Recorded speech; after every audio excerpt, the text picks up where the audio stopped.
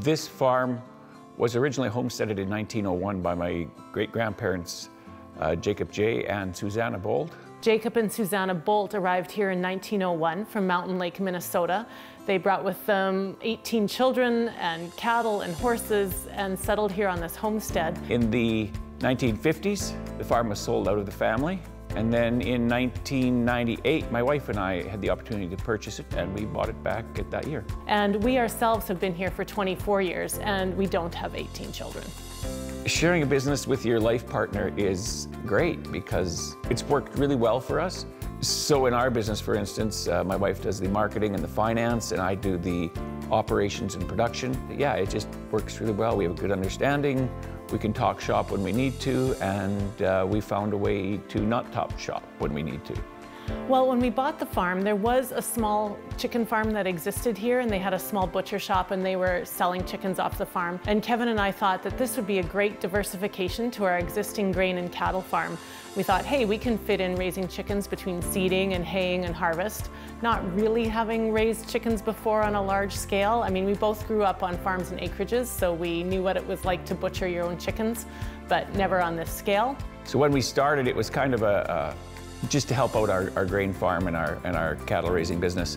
And then the public caught on, and it went well, and people wanted more. We had double-digit growth rates in the first 5 years, and so we just kept producing more and more, and people started asking for, hey, do you make beef? Well, yeah, we do. We raise steers. That's a great idea. Let's add beef. And so it was with bacon. People want to eat bacon.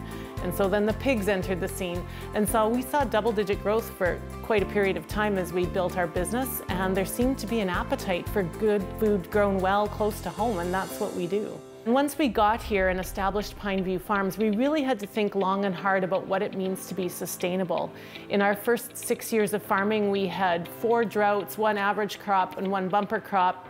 And in those drought years, we also had plagues of grasshoppers and low commodity prices.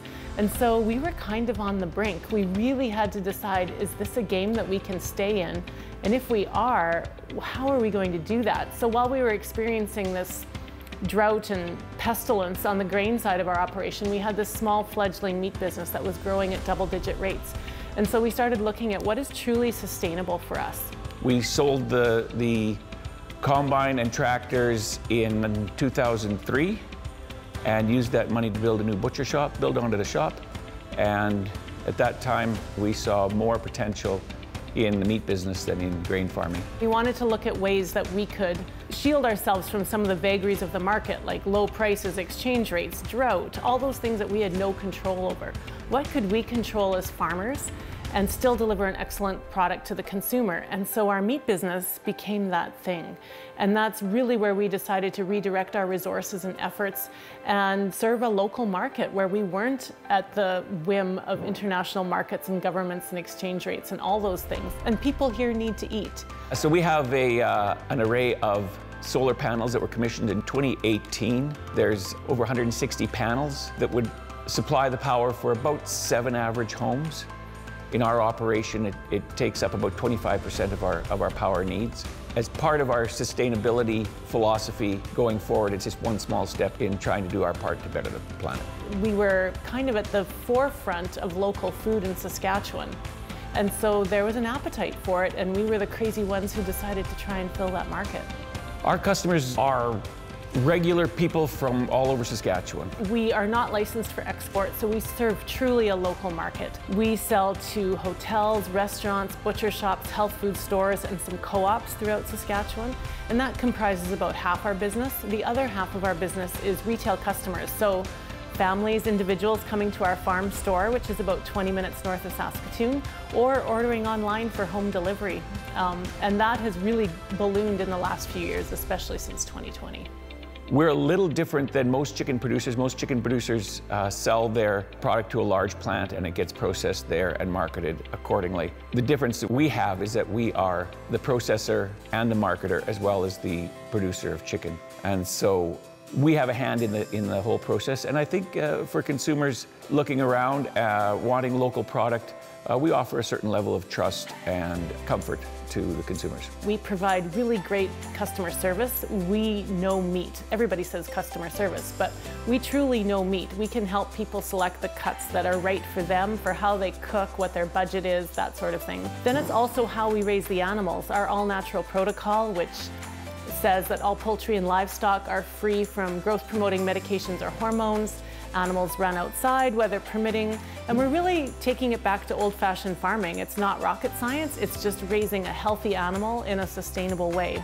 All farmers are very interested in the diet of their animals, whether it's chickens or beef or pork. It's not only the humane thing to do to make sure that their ration is balanced, but it's also an economic issue, and so it's a good diet it just makes economic sense to get the birds to a point where they're healthy. It's like human beings, healthy nutrition, quality food makes healthier people, so it is with animals. Of course, from an economic perspective, you want to raise a healthy animal where there's a good percentage of meat yield, and they grow as they should, not too fast, not too slow, but in a sustainable way that's good for their bones and body structure. So nutrition is an animal welfare thing, it's a marketing thing, it's an economical thing. And at the end of the day, it has to taste great to the consumer. If our meat doesn't taste good, it doesn't matter what we do or how special we are or what kind of names or titles we attach to it, the meat has to taste good. And that starts with how you feed and raise an animal. We do nose-to-tail butchery, which means we process and market the whole animal before we take another one. So, for instance, the most obvious one is beef, steers. Most people like the middle meat, which includes your strip loin, ribeye, tenderloin, those sorts of things, which are very popular and very sought after. But there's a very small amount of them on the whole animal. And that comprises about 10 to 20% of an animal. So what do you do with the other 80%? There's ground beef, there's roast, there's soup bones, there's liver, there's heart, all those other things. And from an economic perspective, for us, it doesn't make sense to slaughter another animal until we've sold all of the first one. So nose-to-tail butchery is basically an ethical way, we think, to produce food and help customers to buy and experience the whole animal and the different cuts. And so it's really teaching people how to use all the cuts of meat, not just the prime cuts. And same with the chicken. Chicken breast is it drives our whole business, in fact. The demand for white meat since the advent of the Chicken McNugget has completely revolutionized the chicken business.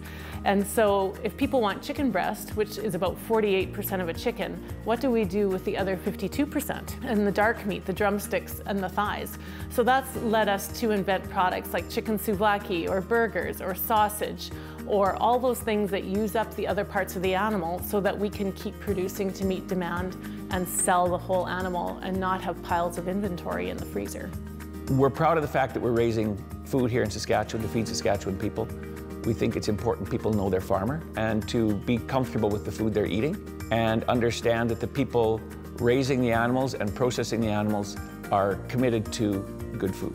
I think that we in Saskatchewan don't quite grasp the full beauty of what we have right in front of us, right here in this province. There's so much food that we could grow for ourselves. It's starting to happen. Every year there's more and more local production, more and more coming to farmers markets and into grocery stores. And I think we underestimate what the potential of feeding ourselves could be and the economic spin-offs of that. We've been doing this for 24 years. And I just think that if we as Saskatchewanians embrace our local food producers, we are going to just create a more beautiful life for all of us here in the province, whether you're urban or rural.